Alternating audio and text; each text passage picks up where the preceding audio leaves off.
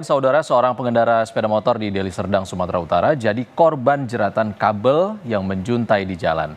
Akibatnya korban terluka di bagian leher dan kesulitan beraktivitas.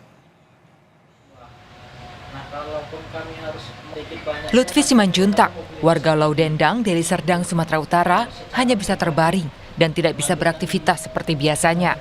Setelah dirinya terjerat kabel menjuntai saat berkendara menggunakan sepeda motor di persimpangan Jalan William Iskandar pada Jumat 23 Februari lalu pada pukul 5 sore.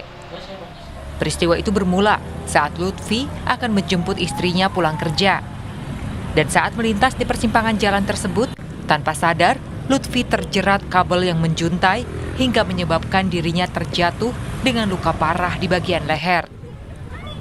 Di persimpangan itu, Lutfi mengaku tidak melihat tanda-tanda kabel yang menjuntai. Tiba-tiba saja, dirinya terjatuh dan merasakan sakit di leher. Sementara itu, sejumlah warga dan pengendara sekitar sempat panik dan menolongnya.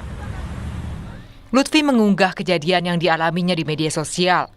Ia pun menyebut bahwa seluruh pengobatannya tidak dijamin BPJS Kesehatan maupun Jasara Harja karena dianggap kecelakaan tunggal. Sehingga Lutfi mengeluarkan uang sendiri untuk pengobatannya. Jadi tidak ada kode, tidak ada tanda-tanda, tiba-tiba saya sudah terguling-guling. Dengan berhenti terakhir posisi itu telungkup. Bang, udah diam dulu, ini mau kita bawa klinik. Tapi saya ngotot, bang aku kenapa? Akhirnya mereka bilang, bang tadi abang itu kelilit kabel. Kok bisa bang aku kelilit kabel? Iya, mobil box itu nabrak kabel. Kabelnya itu ngena ya bang. Nah. Wilayah tempat kabel terjuntai dan membuat Lutfi terluka disebut masuk ke dalam wilayah Kabupaten Deli Serdang. Sehingga warga bisa menyampaikan permasalahan ini ke Dinas Pekerjaan Umum Kabupaten Deli Serdang. Dedi Zulkifli Tarigan, Kompas TV, Deli Serdang, Sumatera Utara.